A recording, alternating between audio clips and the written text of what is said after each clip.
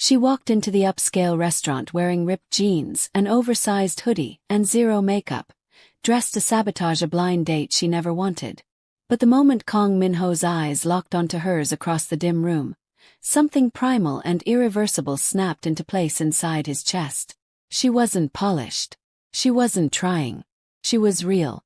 And in that single heartbeat, the most dangerous man in Seoul realized he'd just found the only woman who could destroy him. Welcome to Unfold Korean Stories, besties. Please like, share, and subscribe. The restaurant was called Moonlight Terrace, perched on the 42nd floor with floor-to-ceiling windows overlooking Seoul's glittering skyline. Crystal chandeliers cast warm amber light across white marble floors and tables draped in silk. It was the kind of place where reservations required 6 months' notice and connections that money alone couldn't buy. Amara Chen had never wanted to be here. She tugged at the hem of her oversized black hoodie as she stepped through the glass doors, painfully aware of how out of place she looked. Her natural curls were pulled into a messy bun, her face bare of makeup except for lip balm, and her ripped boyfriend jeans had seen better days. She'd dressed specifically to make this blind date end as quickly as possible. Her best friend Sujin had set this up despite Amara's protests. Just one date, Sujin had begged. He's successful, handsome, and my cousin says he's been single for years. What's the worst that could happen? The worst, Amara thought grimly, was wasting 2 hours of her Saturday evening pretending to be interested in some corporate drone who probably expected her to giggle at his jokes and pretend his stories about golf were fascinating. The hostess, immaculate in a black dress, gave Amara's outfit a barely concealed look of horror. "Do you have a reservation?" "Blind date," Amara said flatly. "Under the name Kang Min-ho." The hostess's face went pale. "Mr. Kang is already seated. Please, follow me." Something in the woman's tone made Amara's stomach tighten with unease. She followed through the restaurant, past tables of Seoul's elite dressed in designer labels and dripping in jewelry. Conversations paused as she walked by. Eyes tracked her with thinly veiled judgment. Amara lifted her chin higher. Let them stare. The hostess led her to a private corner booth set apart from the main dining area by frosted glass panels. "Your guest, Mr. Kang." Then she practically fled. Amara stepped around the partition and froze.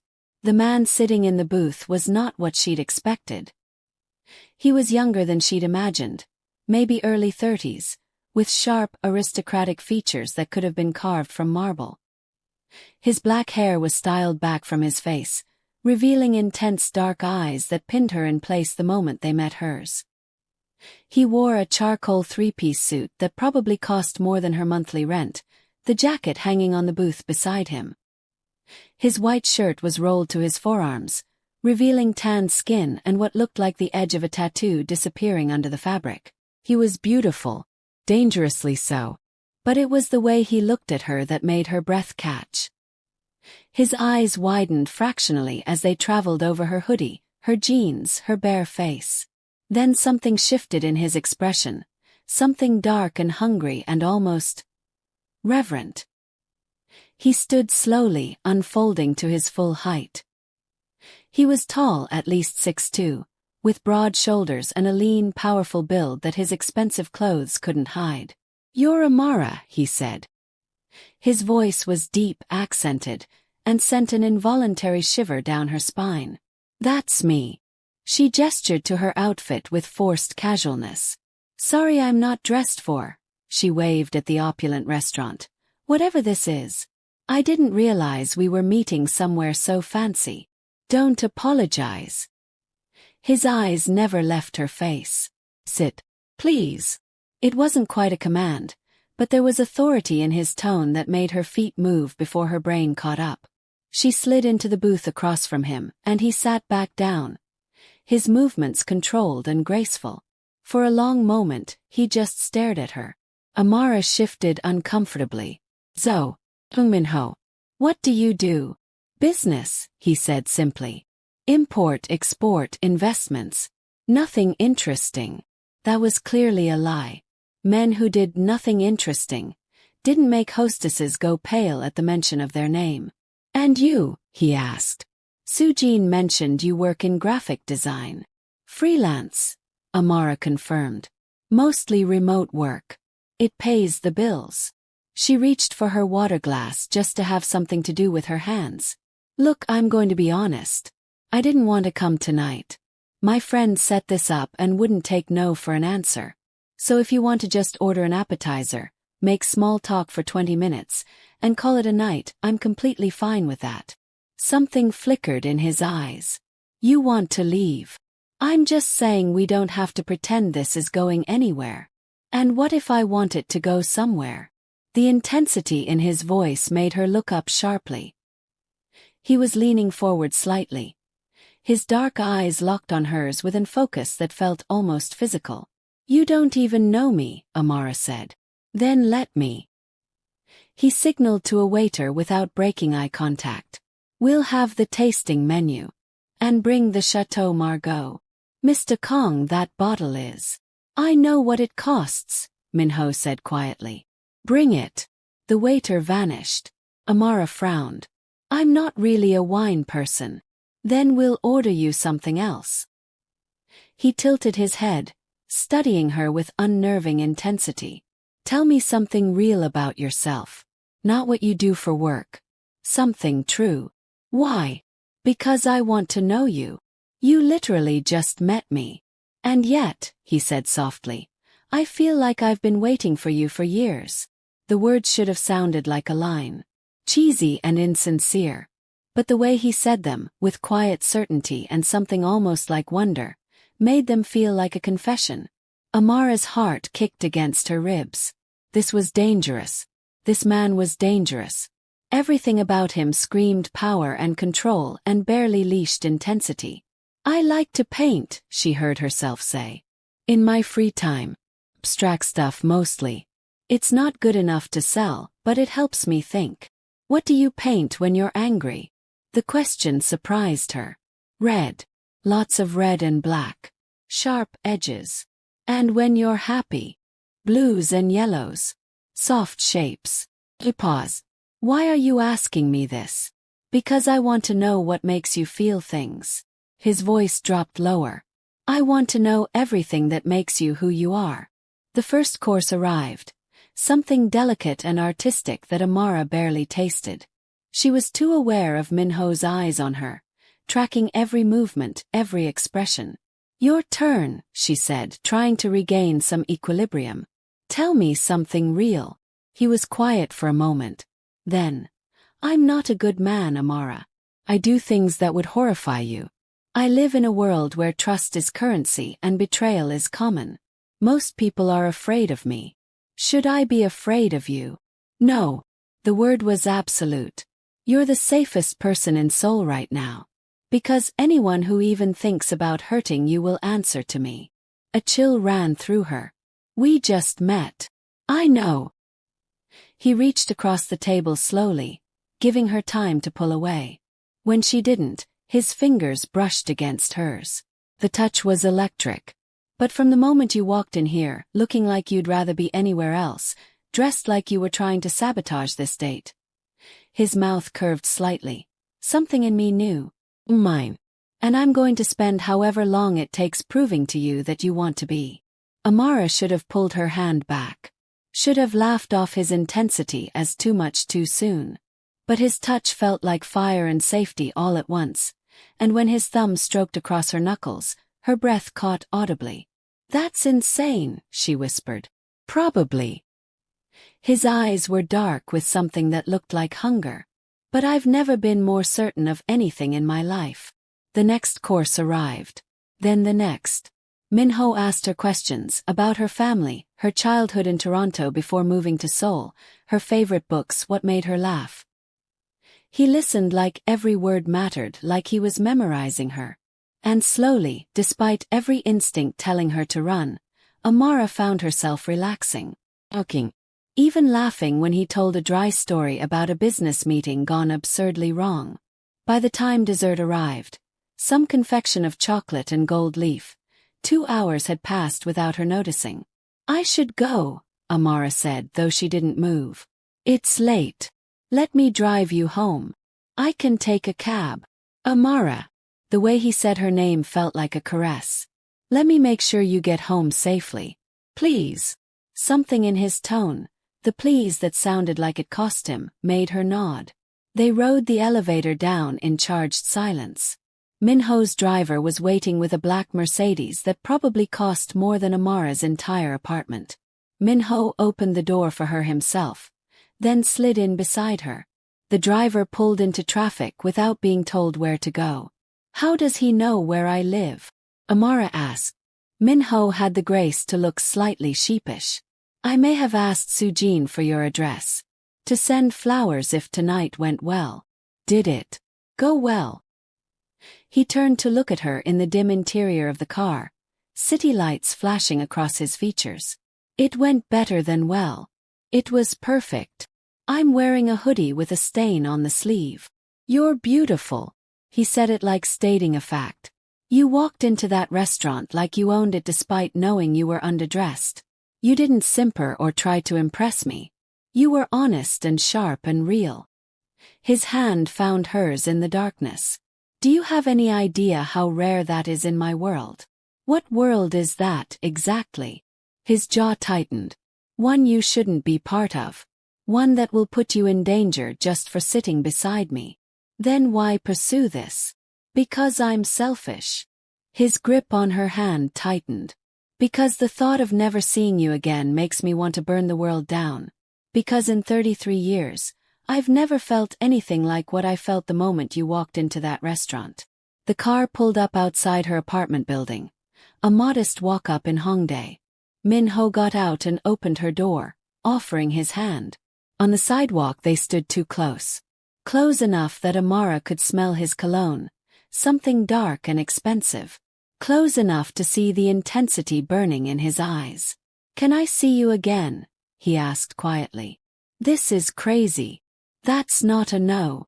Amara's rational mind was screaming at her to walk away. But her heart was racing, her skin still tingling where he'd touched her, and something in his gaze made her feel seen in a way she'd never experienced. Tomorrow, she heard herself say. Coffee. Somewhere normal. His smile was slow and devastating. Tomorrow.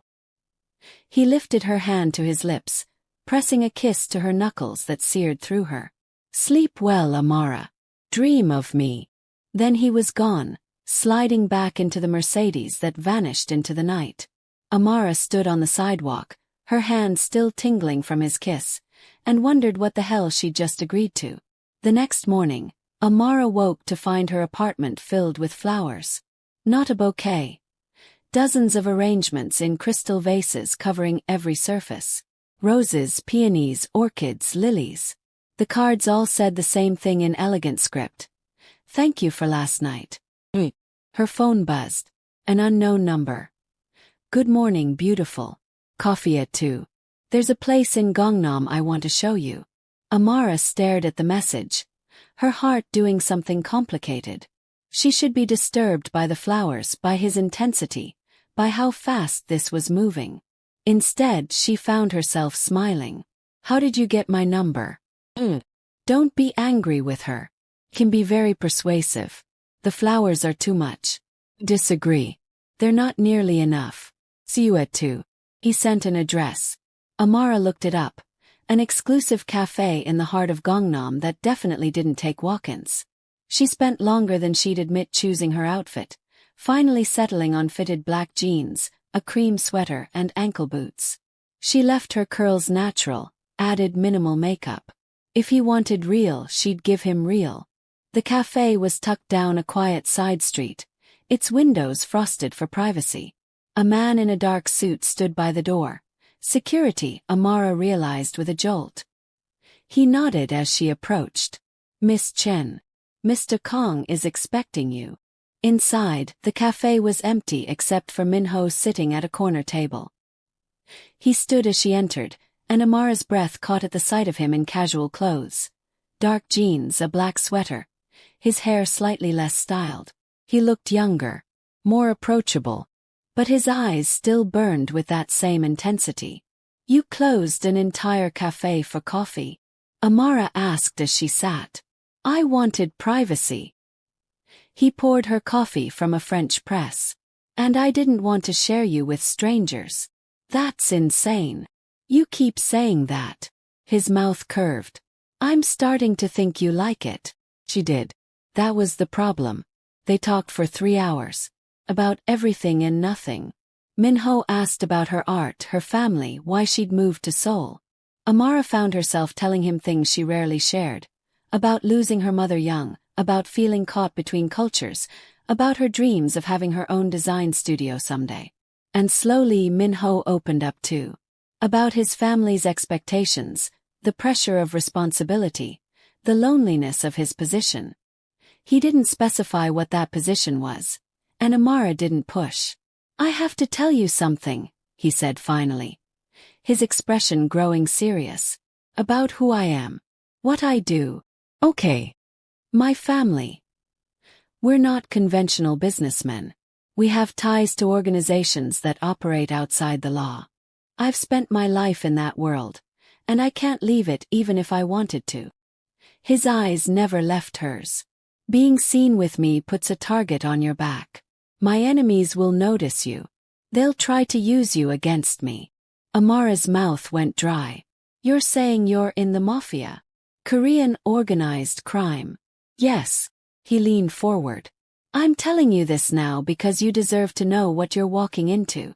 I can offer you protection, the best security money can buy. But I can't offer you a normal life. And I'll understand if you want to walk away. She should walk away. Should run.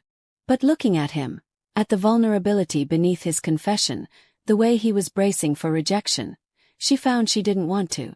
This is insane, she said again. I know. We just met. I know that too. But you're asking me to accept danger, to trust you with my safety, to potentially put my entire life at risk. Yes. His voice was rough. And I know I have no right to ask. But I'm asking anyway. Because the alternative, never seeing you again, is unacceptable. Amara stared at him. At this beautiful, dangerous man who'd somehow decided she was worth appending his world for. I need time to think, she said finally. Pain flashed in his eyes, but he nodded. Take all the time you need. I'll wait. He drove her home again. But this time, when they stood on her sidewalk, he didn't ask for another date. He just looked at her like he was memorizing her face. Whatever you decide, he said quietly. Know that I meant what I said. Mine. And I'll keep you safe even if you choose to walk away from me. Then he was gone. That night, Amara couldn't sleep. She researched the Kang family online, finding vague mentions of business interests and rumors of organized crime connections. Nothing concrete, but enough to confirm Min-ho hadn't been lying. She should be terrified. Should be booking a flight back to Toronto. Instead, she found herself staring at her phone at his number, wondering what it said about her that danger wrapped in expensive suits made her heart race rather than run. The next day, Soo-jin called in a panic. Amara, I'm so sorry. I had no idea who he really was.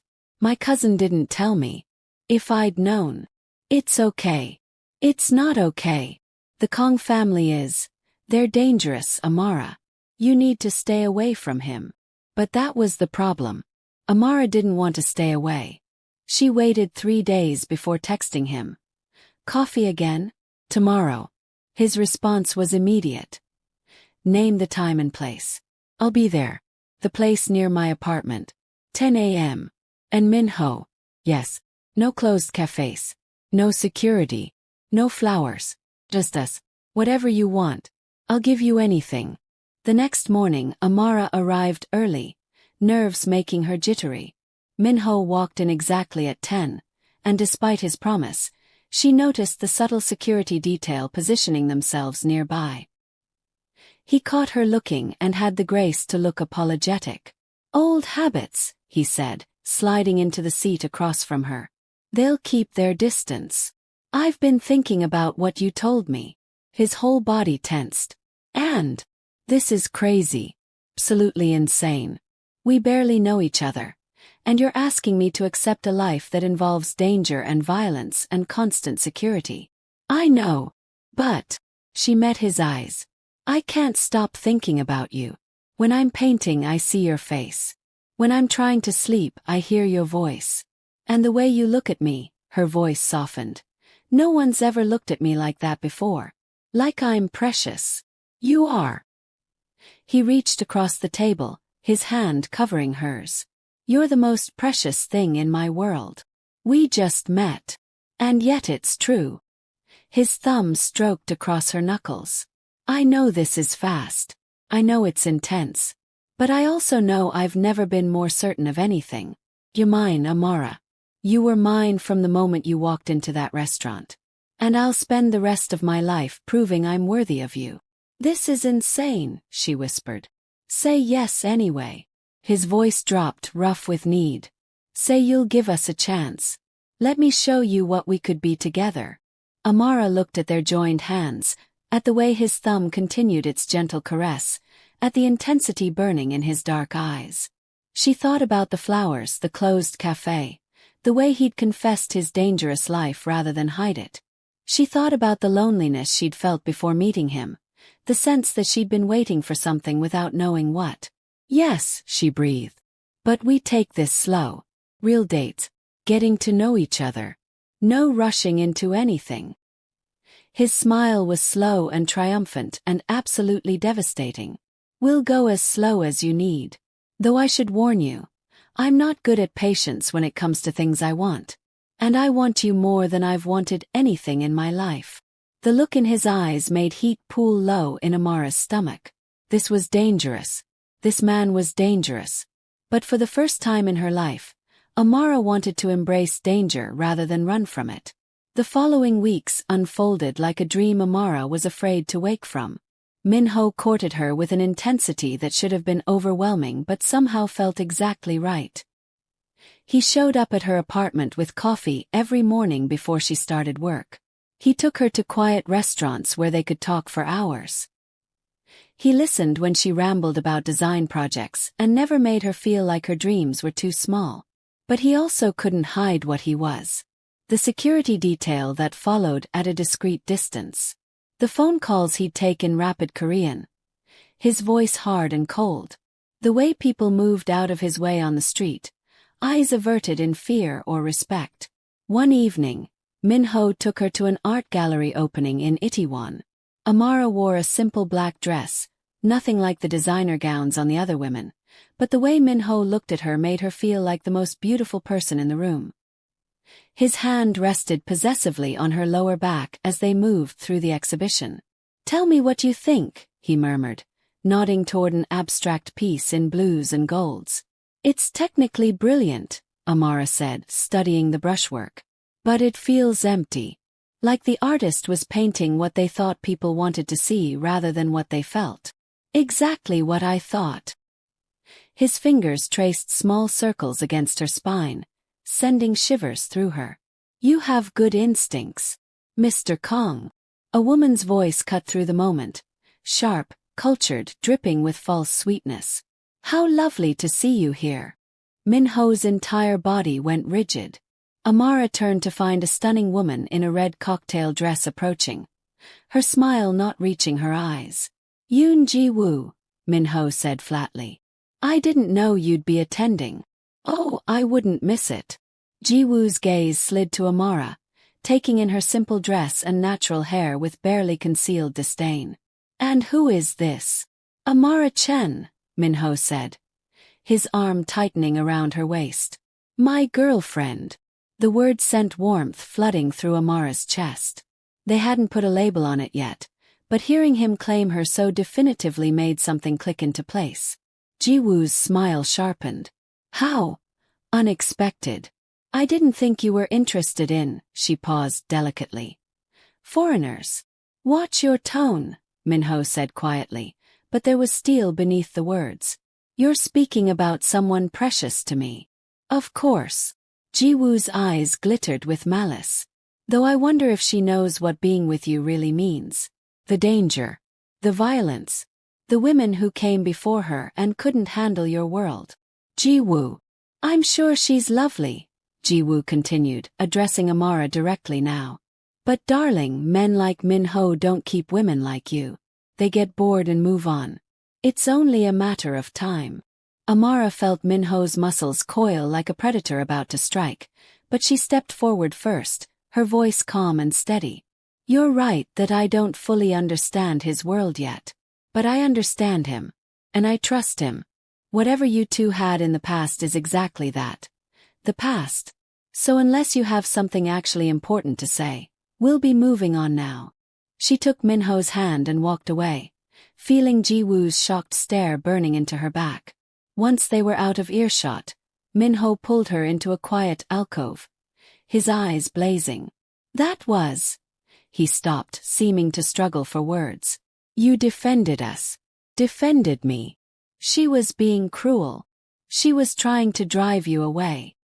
His hands cupped her face. Most people would have run. Would have let her poison them with doubt. I'm not most people. No. His thumb brushed across her cheek. You're extraordinary. And you're mine. Then he kissed her, right there in the gallery with Seoul's elite watching. It was possessive and claiming and absolutely devastating. Amara melted into him, her hands fisting in his jacket, and for a moment, the entire world disappeared. When they finally broke apart, both breathing hard, Min-ho rested his forehead against hers. Let's go home. Your home or mine. Whichever gets us alone faster. They ended up at her apartment, smaller and more intimate than his penthouse. Min-ho had never been inside before, and Amara watched nervously as he took in the space. Her paintings covered one wall, bright splashes of color against white. Her furniture was mismatched and comfortable. It was nothing like the luxury he was used to. I love it, he said quietly, studying one of her paintings, blues and yellows, soft shapes. This is you. Warm. Real. Beautiful. It's not much. He turned, closing the distance between them. It's perfect. Like you. The kiss this time was different. Slower. Deeper. Filled with weeks of tension and want finally unleashed. Min-ho's hands slid into her hair as he walked her backward toward the couch. Amara's fingers fumbled with the buttons of his shirt, desperate to feel his skin. Amara! He breathed against her mouth. Tell me to stop. Tell me we're going too fast. Don't stop. Her voice came out husky with need. Please don't stop. What followed was fire and tenderness, passion and care. Min-ho touched her like she was precious and breakable and absolutely necessary. He whispered her name in Korean and English, told her she was beautiful, perfect, his. And when they finally came together, Amara felt something fundamental shift inside her chest. This wasn't just attraction. This was deeper, dangerous, irrevocable. Later, they lay tangled together on her bed, Min-ho's arm wrapped possessively around her waist, his breath warm against her neck. Stay, Amara whispered. Don't go. His arm tightened. I'm not going anywhere. Not tonight. Not ever if you'll have me. But when morning light filtered through her curtains, Amara woke alone. The sheets beside her were cold. Panic seized her chest. Had he left? Had last night meant nothing to him? Then she heard sounds from the kitchen. She pulled on his discarded shirt and padded out to find Min-ho at her stove, cooking breakfast in his dress pants and nothing else, his broad back on display. You're still here, she said, relief flooding through her. He turned, his expression softening when he saw her wearing his shirt. Where else would I be? I told you, I'm not going anywhere. I thought maybe after last night, you'd have second thoughts. Min-ho set down the spatula and crossed to her, his hands framing her face. Amara, last night was the most important night of my life. You gave me something precious, your trust, your body, your vulnerability. I don't take that lightly. You're mine now, completely, and I'm yours. That's not changing. Promise. I promise. He kissed her forehead, then her nose, then her mouth. Now sit. I made pancakes, and they're getting cold. The next few weeks were blissful. Min-ho integrated himself into every corner of Amara's life.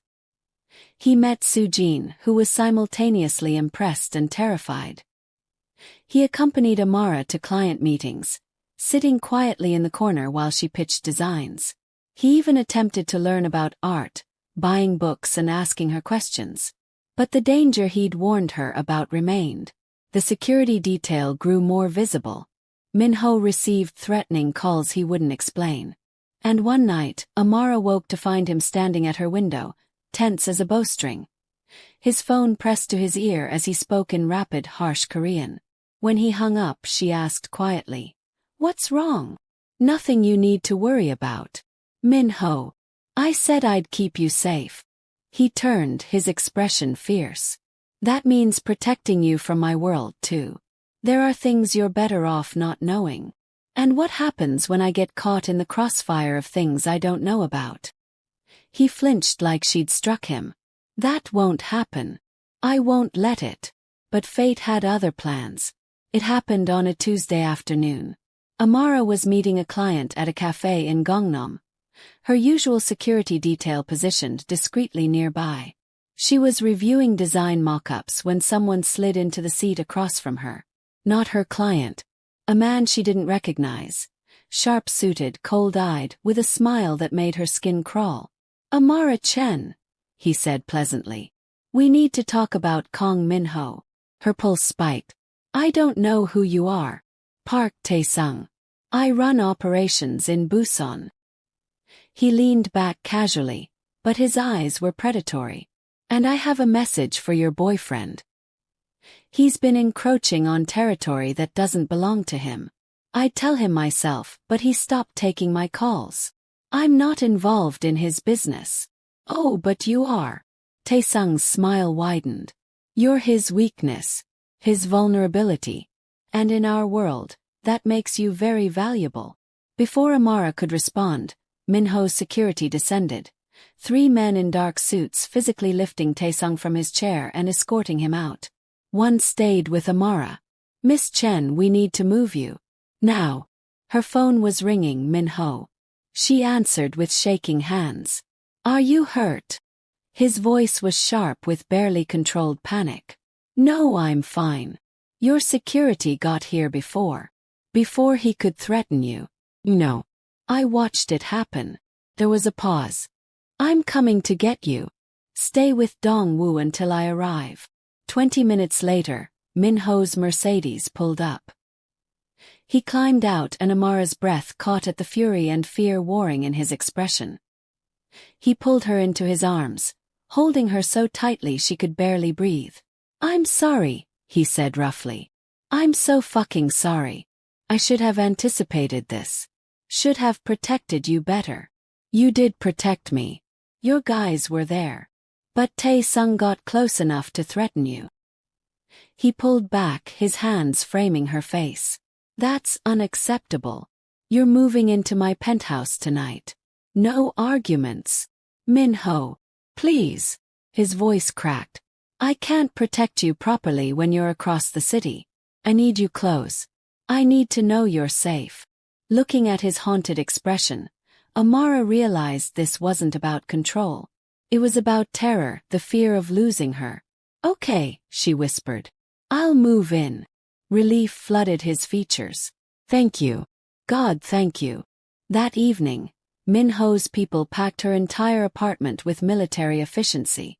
By midnight, Amara stood in his penthouse. A stunning space with floor-to-ceiling windows overlooking Seoul, minimalist furniture, and a coldness that spoke of a man who'd never really made it a home. "We'll redecorate," Min-ho said, watching her take it in. "Make it ours. Your paintings on the walls. Your colors everywhere. I want this to feel like home for you." "It already does," Amara said softly. "Because you're here." He kissed her then, deep and claiming, and they made love on his couch with the city lights glittering below them. But the peace didn't last. The next day, Min-ho had business he couldn't postpone. "Stay here," he ordered, his tone brooking no argument. "Security is everywhere. Don't leave the penthouse for any reason." "I'm not a prisoner, Min-ho. No. You're the most important person in my world, and I'm not taking chances with your safety." He kissed her forehead. "I'll be back by evening. Promise me you'll stay." I promise. But that afternoon, Soo-jin called in hysterics. Amara, I need you. Please. It's an emergency. What happened? I can't explain over the phone. Just can you meet me? Please. I'm at the hospital.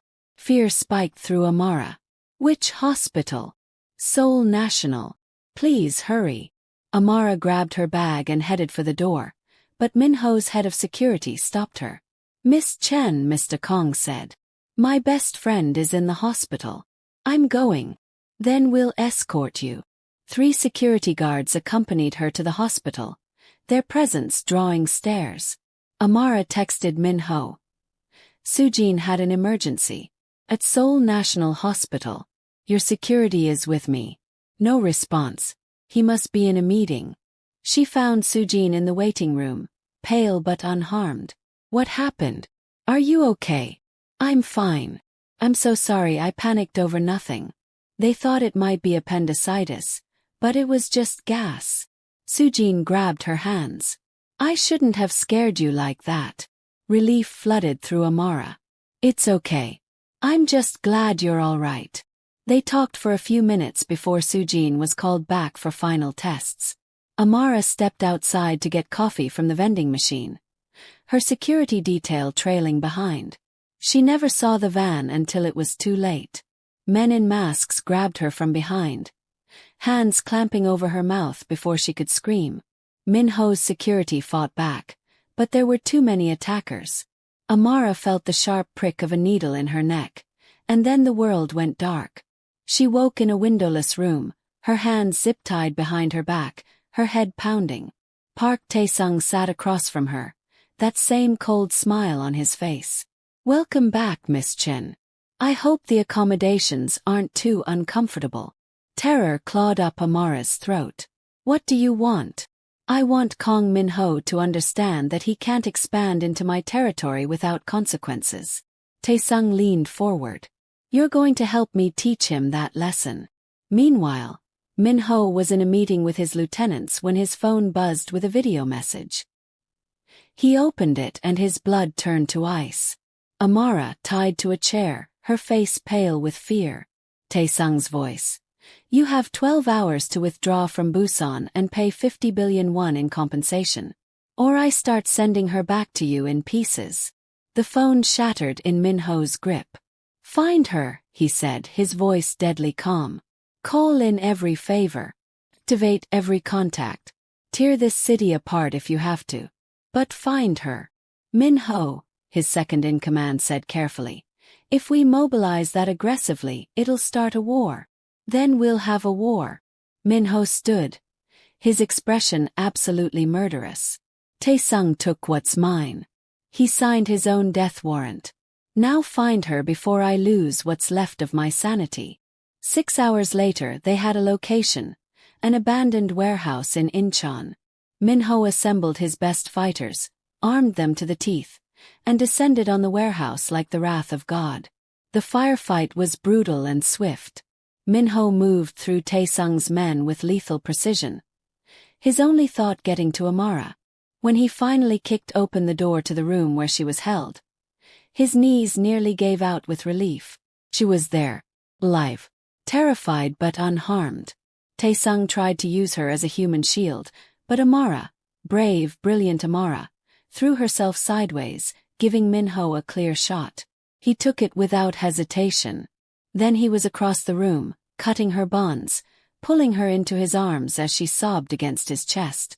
I've got you, he murmured into her hair. You're safe. I'm here. I've got you. I'm sorry. I shouldn't have left the penthouse. I'm so sorry. Shoo. This isn't your fault. None of this is your fault. He pulled back to cup her face, his thumbs wiping away her tears. But I need you to understand something. I can't lose you. I won't survive it. So from now on you stay close. You let me protect you. You trust that I'll burn the world down before I let anyone hurt you again. I trust you, she whispered. I love you. The words stopped his heart. Say it again. I love you, Min-ho. His kiss was desperate and claiming and filled with every emotion he'd been too afraid to voice. I love you too. God, I love you so much it terrifies me. You're everything, Amara. Everything. He carried her out of that warehouse, past the bodies of men who'd threatened her, and took her home. 4 days afterward, Min-ho barely let her out of his sight. He worked from home, held her while she slept, woke from nightmares about losing her. And slowly, Amara realized that being with him meant accepting all of this. The danger, the violence, the intensity. But it also meant being loved with a fierceness that took her breath away. One evening, as they sat on his balcony watching the sunset, Min-ho pulled out a small velvet box. I know it's fast, he said quietly. I know conventional wisdom says we should wait. But I've never done anything conventional, and I'm not starting now. He opened the box, revealing a stunning diamond ring. Marry me, Amara. Let me spend the rest of my life keeping you safe and making you happy. Let me be yours officially. Completely. Tears streamed down her face. Yes. God, yes. He slid the ring onto her finger with shaking hands, then kissed her like she was oxygen and he'd been drowning. They married 3 months later in a private ceremony with only close friends and family. Sujin cried through the entire thing. Min-ho's family accepted Amara with surprising warmth. And when Min-ho said his vows, promising to love and protect her until his dying breath, Amara knew with absolute certainty that she'd made the right choice. 6 months after the wedding, Amara stood in their penthouse bathroom, staring at a positive pregnancy test with shaking hands. Min-ho found her there, and his expression cycled through shock, wonder, and fierce joy. We're having a baby. His voice was raw with emotion. Yes. He dropped to his knees, pressing his face against her still flat stomach. I'm going to be a father. We're going to be parents. Are you happy? He looked up at her with tears in his eyes. Happy doesn't cover it. Terrified, overwhelmed, grateful beyond words. But yes, Amara. I'm so incredibly happy. As her pregnancy progressed, Min-ho became impossibly more protective. He hired specialists, renovated an entire wing of the penthouse for a nursery, and read parenting books with the same intensity he applied to business negotiations. And when their daughter was born, perfect and healthy with Amara's curls and Min-ho's eyes, he held her like she was the most precious thing in the universe. She's beautiful, Amara whispered from the hospital bed, exhausted but glowing. She's perfect. Like her mother. Min-ho sat beside her, their daughter cradled carefully in his arms. Thank you. For us. For giving me a family I never thought I'd have. Thank you for not giving up on me, Amara replied. For pursuing me even when I tried to sabotage that first date. He laughed softly. Best sabotage attempt in history. You walked in wearing that ridiculous hoodie and completely destroyed me. I was yours from that first moment, Amara. And I'll be yours until I draw my last breath. She leaned against him, looking at the family they'd built from that impossible first date, and smiled. I love you. I love you more. Both of you. My girls. My whole world. And as Seoul's lights glittered below them, Kang Min-ho held his wife and daughter close and thanked whatever fate had brought a woman in ripped jeans and an oversized hoodie into his life. She'd been trying to sabotage a date. Instead, she'd saved his soul. And that, he thought as Amara drifted to sleep against his shoulder, was the greatest victory of his life. Please like, share, and subscribe to Unfold Korean Stories for more emotional romance tales that'll make your heart race. Drop a comment below telling us what you thought of Amara and Min-ho's story, and let us know what kind of romance you want to see next.